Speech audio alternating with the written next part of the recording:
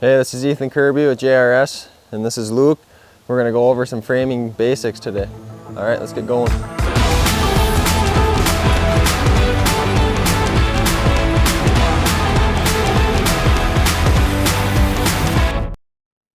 All right, so you can see that we already have our line snapped out, but we're just double checking our platform for square. So what we did is pulled from the rim 5.5. Same thing on this side, 5.5 inches. Then I went to here, 5.5, and then Luke down on that end pulled in 5.5 off the rim. So we're just double checking this for square with the PLS. So I'll line this up right on the corner, shoot it down that line, and then if he lines his square up down at 5.5 on the end, it should be splitting right on there. And it looks like he is. Okay. I must have bumped it. Okay, so now we're down on the corner Luke was at, holding his speed square. So I'm just gonna double check, it's 5.5.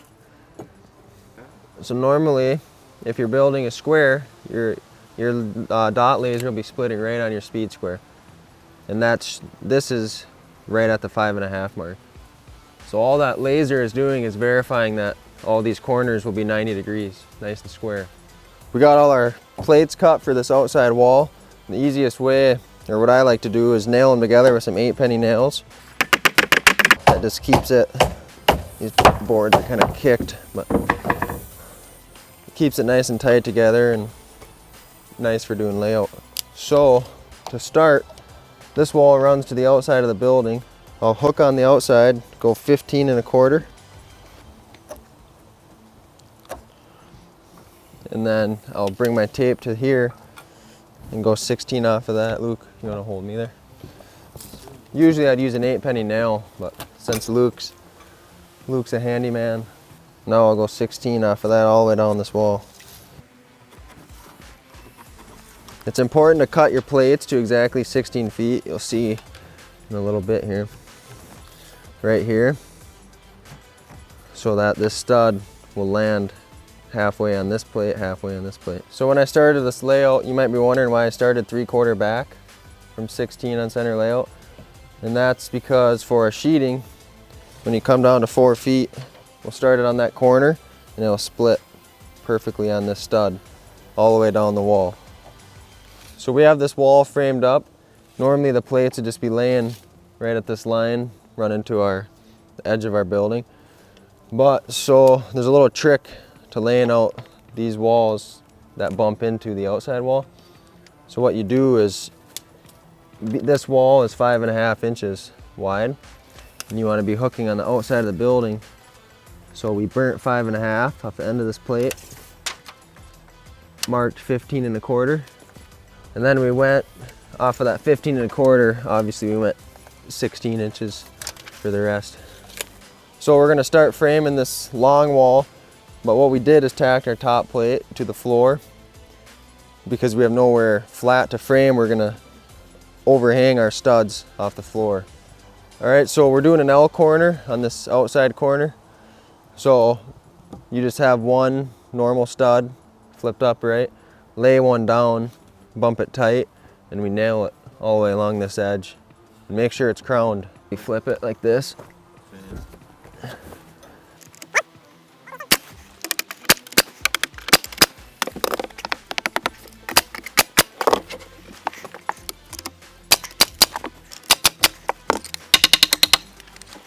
When you're nailing off these L corners, just make sure that you're just perfectly flush coming up this whole edge.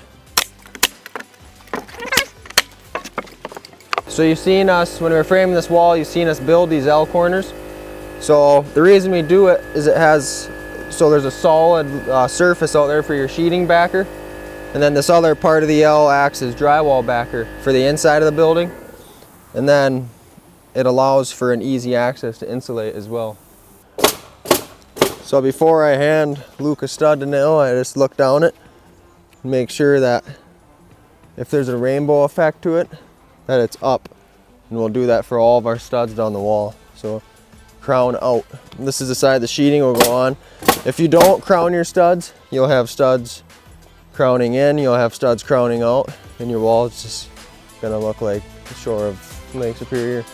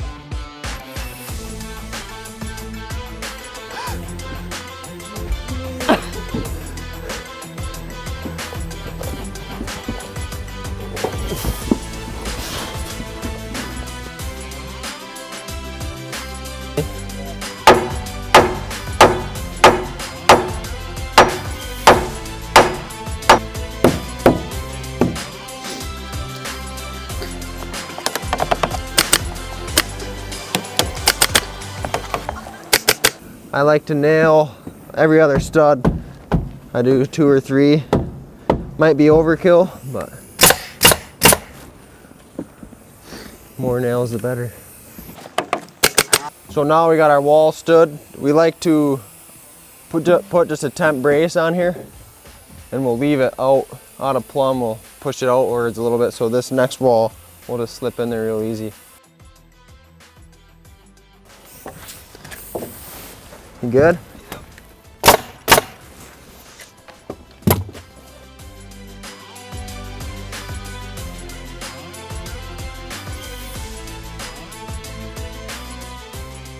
All right, so we just framed and stood this small wall.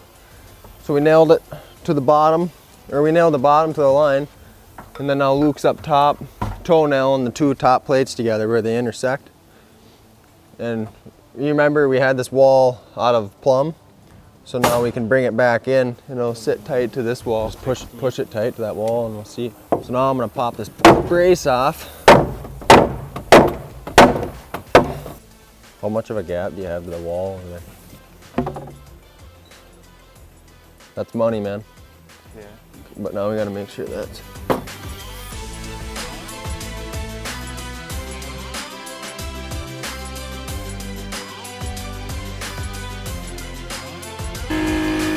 Yeah, buddy. Money, money. Okay, we popped that brace off. We pushed this wall tight to here and plumbed it this way. And then Luke shot it tight. And then I came back to this corner, checked it, made sure it was plumb. And then you want to make sure you run down this whole stud and nail it all together. So it's a nice solid corner. Now we're going to do the same thing with this wall.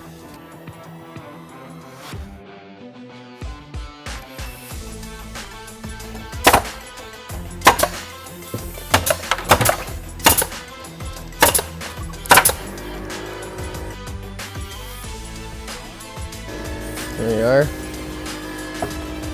Then we'll do the same thing with the old plate level.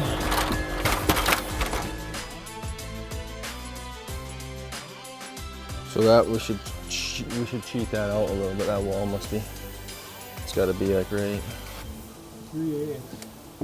3/8. Yeah. So sometimes when you're doing an addition, you'll run into an exterior wall that on the existing house that isn't perfectly plumb.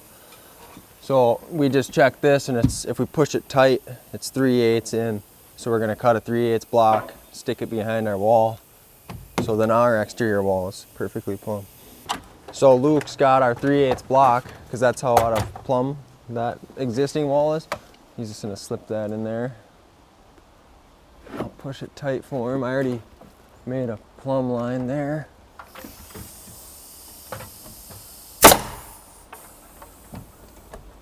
Tack a couple of nails in there, and then we'll just double check with the plate level here.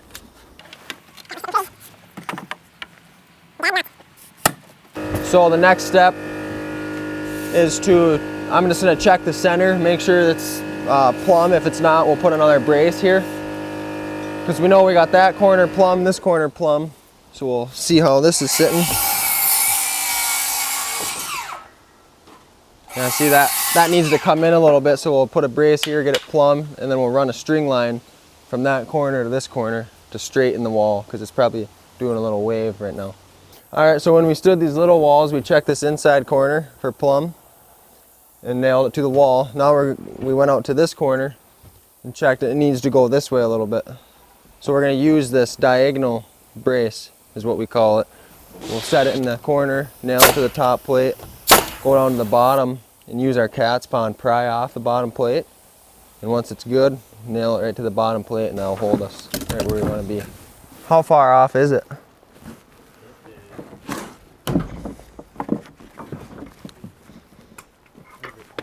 Oh, that ain't nothing.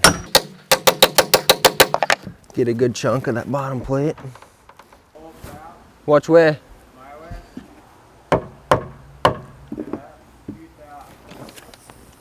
I believe you. So now we're gonna run a string here. So we're both putting on just 1.5 inch block on the corners. So just tack her with one nail. Then I'll do a little holder nail.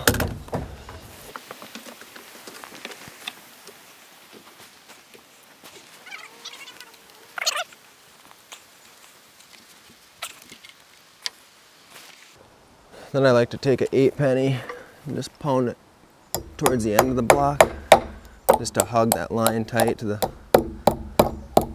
2x. So we got our 1.5 inch blocks here on each end of the wall. So then now we'll just take our tape and just walk it along the wall and make sure we're at 1.5 inches all the way down, nice and straight. The joint's a little funky. Oh, it probably buckles. But when we put that double top plate on, it'll definitely help.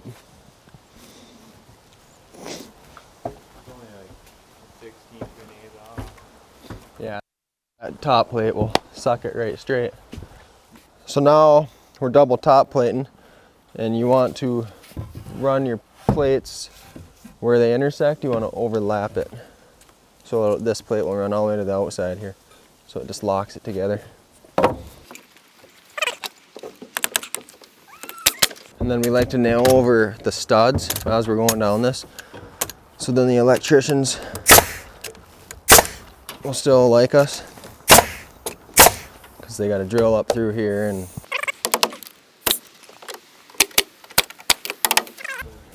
okay, so this is a full 16 top plate now.